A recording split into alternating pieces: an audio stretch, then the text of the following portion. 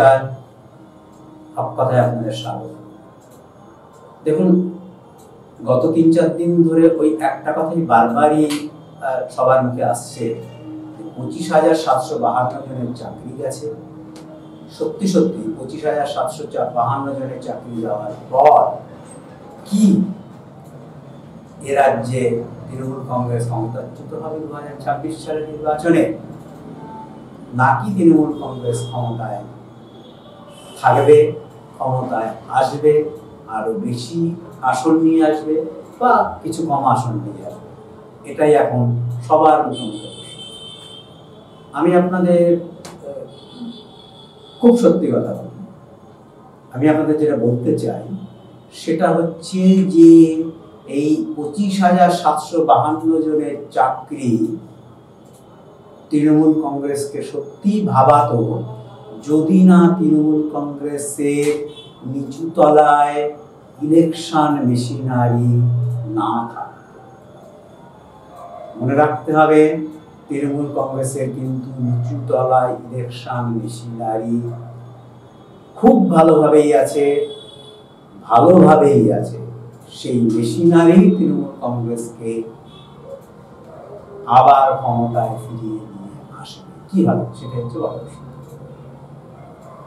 আমি আপনাদের বলি,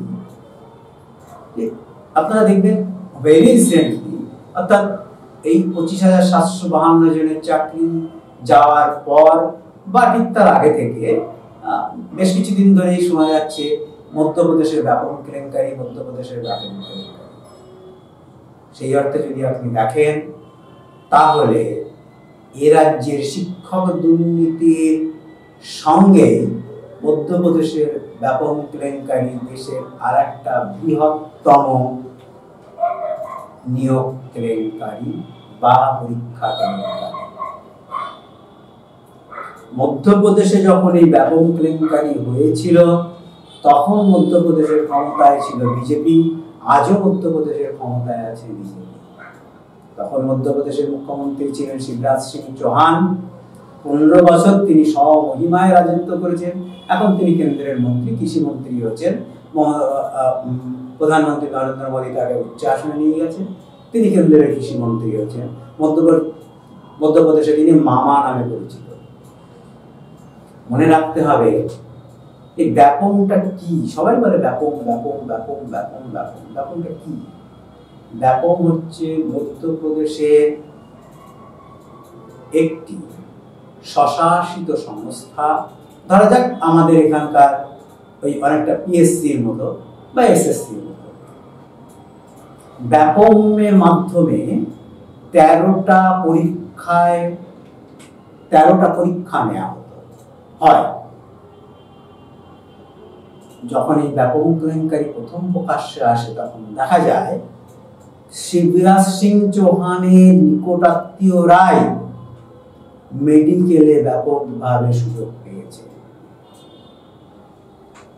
অন্যান্য চাকরি পরীক্ষাতেও ব্যাপকভাবে তারাই সুযোগ পেয়েছে। বিজেপি নেতাদের আত্মীয়রা, তাদের সন্তানরা মধ্যপ্রদেশের চাকরিতে ব্যাপক হারে সুযোগ পেয়েছেন। এই ঘটনা প্রথম প্রকাশ্যে আনেন আনন্দ রায় নামে একজন মেডিকেল অফিসার মধ্যপ্রদেশে। আমি যেটা আপনাদের বলছি, ব্যাপমে ২,৫৩০ জন অভিযুক্ত হয়েছিল সিবিআই তদন্ত করার পর। ১,৯৮০ জন গ্রেপ্তার হয়েছিল। মনে রাখতে হবে, এত গ্রেপ্তার, এত অভিযোগ, এত কিছুর পরেও সিবিআই যখন তদন্তে নামলো, তখন দেখা গেল একটার পর একটা খুন হতে শুরু করেছে। যারা অভিযোগ নিয়ে এসেছিলেন, যারা মধ্যপ্রদেশের বিজেপি সরকার বা শিবরাজ সিং চৌহানের নিকটাত্মীয়রা যারা ভেবেছিলেন এই ঘটনার সঙ্গে যারা যারা দোষী, তাদের কার্যত খুন করা হয়েছিল। আমি কার্যত বলছি এই কারণের জন্যই, ৫৫ জন টোটাল খুন হয়েছিলেন। কিন্তু অদ্ভুত ভাবে তারা তাদের মৃত্যু হয়েছিল। বেশিরভাগ ক্ষেত্রে দেখা গেছে গাড়ি চাপা পড়েছেন, অর্থাৎ পোস্টমর্টেম রিপোর্টে খুনের কোনো অস্তিত্ব পাওয়া যায়নি। যে সিবিআই অফিসার তদন্তে নেমেছিলেন তাদের মধ্যেও কয়েকজন খুন হয়েছিলেন। এমনকি যে সাংবাদিক সেদিন ওই এমবিবিএস পরীক্ষার্থীর বাবাকে ইন্টারভিউ করে দিচ্ছিলেন, রাস্তায় তাকে মেরে দেওয়া হয়েছিল। 55 জন, মনে রাখতে হবে, 55 জন উদ্দেশ্য প্রণীতভাবে খুন হয়েছিলেন। বিজেপি কোনদিন সে কথা স্বীকার করে। এখনো এ রাজ্যে এই যে এত শিক্ষক দুর্নীতি হয়েছে মমতা বন্দ্যোপাধ্যায়ের জামানায়, যদি সেই অর্থে দেখা যায়, তাহলে কিন্তু এত খুন হননি। আপনারা হয়তো ভাববেন যে আরে আমি হয়তো মুখ্যমন্ত্রী মমতা বন্দ্যোপাধ্যায় বা তৃণমূল কংগ্রেস নেত্রী মমতা বন্দ্যোপাধ্যায়ের পাশে দাঁড়িয়ে কথা বলছি, কিন্তু নয়। মনে রাখতে হবে 25,752 জনের চাকরি গেছে ঠিকই, কিন্তু যাদের বিরুদ্ধে অভিযোগ, যারা অভিযুক্ত, যাদের কাছে সমস্ত তথ্য আছে বলে মনে হয়েছে, তারা কেউ এখনো পর্যন্ত খুন হননি। খুন হলে কি ভালো হতো না? ভালো হতো না। কিন্তু মনে রাখতে হবে বিজেপি শাসিত মধ্যপ্রদেশে যা হয়েছিল, বাংলায় কিন্তু তা হয়নি। তাহলে আপনারা হয়তো বলবেন যে কেন তাহলে তৃণমূল কংগ্রেস এত বড় দুর্নীতির পরও তৃণমূল কংগ্রেস ক্ষমতায় আসবে? আমি বলছি তৃণমূল কংগ্রেস 2026 সালের নির্বাচনে ক্ষমতায় আসবে। কেন ক্ষমতায় আসবে? মনে রাখতে হবে এই যে শিক্ষক দুর্নীতি, এই শিক্ষক দুর্নীতির যারা মাস্টার মাইন্ড, তারাই কিন্তু গ্রামগুলোতে দাপিয়ে বেড়ায়। তৃণমূল কংগ্রেসের উচ্চতলার নেতারা খুব ভালোভাবে জানেন ব্লক স্তরে কোন নেতার কতখানি গুরুত্ব আছে, কে টাকাটা তুলতে পারেন, কার কি ক্ষমতা আছে, কার হাতে 40টা মাস্তান আছে, সে যে কোনো সময় পাড়ায় দাঁড়িয়ে 50টা গুলি করতে পারে, শূন্যে গুলি চালাতে পারে। এটা ভীষণ ভালোভাবে বোঝেন। অর্থাৎ এই যে ইলেকশন মেশিনারি, এই ইলেকশন মেশিনারি কিন্তু মমতা বন্দ্যোপাধ্যায়কে জিতিয়ে দেবে। এবং যারা, আবার বলছি, যারা এই সমস্ত শিক্ষকদের কাছ থেকে টাকা নিয়েছে, তারাই মমতা বন্দ্যোপাধ্যায়কে জিতিয়ে নিয়ে আসবেন, মানুষ নয়। তাদের আটকানোর ক্ষমতা পশ্চিমবাংলায় দাঁড়িয়ে এই মুহূর্তে কোনো বিরোধী রাজনৈতিক দলের নেই। হ্যাঁ, হবে যদি মানুষ সমবেতভাবে এর প্রতিরোধ করতে পারে। তবে এখন যে পরিস্থিতি দাঁড়িয়েছে, মানুষের সেই প্রতিরোধের হিম্মত আমি বলবো না, মানুষ সেই প্রতিরোধ করার জায়গাতেই নেই। কারণ এখন কেউ চান না যে অযাচিত ভাবে মৃত্যুর মুখোমুখি হতে হবে। আপনাদের বলে রাখি যে অতীতে গ্রামগুলোতে মারামারি হতো, রাজনৈতিক দলেরও মারামারি হতো, সেই মারামারি হতো লাঠিতে। এখন একতরফা ভাবে, আবার বলছি একতরফা ভাবে, গ্রামে দুষ্কৃতি তৈরি হয়েছে। এই দুষ্কৃতি যারা পুষছেন তারা তৃণমূল কংগ্রেসের নিচুতলার নেতা, উপরতলার নেতাদের কাছে খবর আছে কিংবা খবর নেই, কিন্তু তারা তৃণমূল কংগ্রেস নেতা, মানুষকে ভয় দেখাচ্ছেন, গ্রামে গিয়ে ব্যালট পেপার লুট করছেন বা ইভিএম লুট করছেন, তারপর হচ্ছে। আমি আপনাদের ছোট্ট করে বলে রাখি যে ইদানিংকালে দেখা যাচ্ছে, ধরুন সুপ্রিম কোর্টের রায়ের পর বারবার সেই একই প্রশ্নই আসছে যে মমতা বন্দ্যোপাধ্যায় এবার বড় বিপাকে পড়ে গেছে।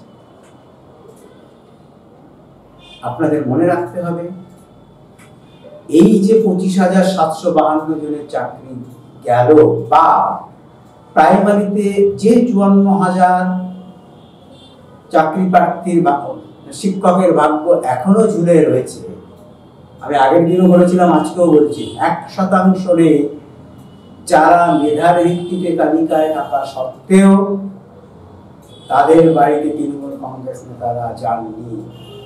নিচুতলার নেতাদের পাঠানো হয়েছে, বলা হয়েছে যে যদি আপনি চাকরিটা করতে যান তাহলে আপনাকে এই পরিমাণ টাকা দিতে হবে, নতুবা আপনি চাকরি করতে পারবেন না।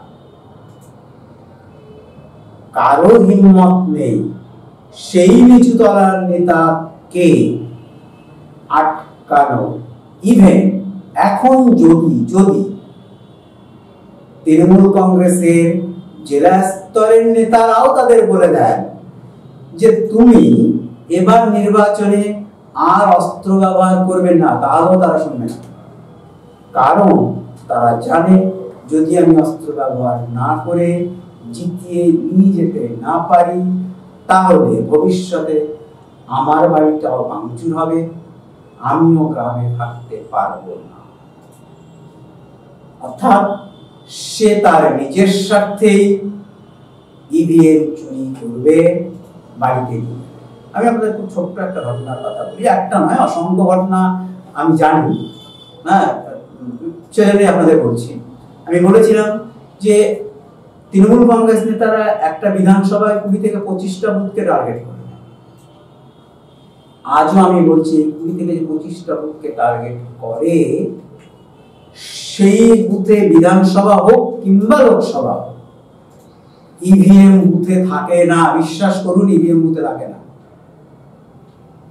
যতই আধা সেনা হোক বা সেনা হোক, ইভিএম বুথে থাকে না। ইভিএম চলে যায় তৃণমূল কংগ্রেস নেতার বাড়িতে, ওয়েব ক্যাম অফ করে দেওয়া হয়, তৃণমূল নেতার বাড়িতে চলে যায়, প্রিসাইডিং অফিসারকে তুলে নিয়ে যাওয়া হয়, বাড়িতে নিয়ে গিয়ে ছাপ্পা মেরে নির্দিষ্ট সময়ে আবার ইভিএম কে বুথে নিয়ে আসা হয়। এমন অসংখ্য উদাহরণ আছে।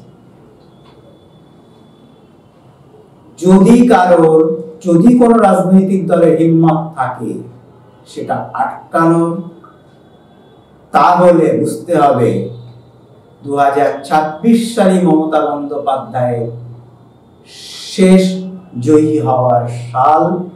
আর যদি সেটা না হয় তাহলে উত্তরোত্তর এ ধরনের বুথে রিগিং এর ঘটনা বাড়বে। আপনারা মনে রাখবেন, আমি সেজন্যই বলছি যে মমতা বন্দ্যোপাধ্যায়কে হারাতে গেলে বুক চিতিয়ে লড়াই করার যে যোগ্যতা থাকা প্রয়োজন বিরোধী রাজনৈতিক দলের নেতাদের, সেটা এই মুহূর্তে কারও নেই। নমস্কার, ভালো থাকবেন, আবার কাল আসবে।